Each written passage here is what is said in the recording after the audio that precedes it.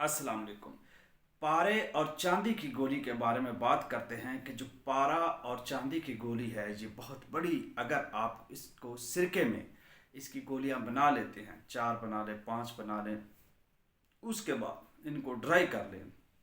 अब अगर आप पारे और चांदी की गोली को कैमोनार करते हैं, कायम कर लेने के बाद, ये बेहतरीन और बहुत बड़ी अक्सर है पारे चांदी की गोली। अब कायम करने के लिए इसको एक तरीका इल्म कीमिया में, यानी जो पाको हिंद में एक तरीका इस्तेमाल किया जाता है इस केमिस्ट्री में, पारे चांदी की गोली को फायर प्रूफ करने के लिए, कैमोनार करने के लिए, वो होता है जल मुंदरना। यानी जल मुंदरना वो वाहिद तरीका है जिसके ज़रिए आप पारे और चांदी की गोली को कैमोनार कर सकते हैं।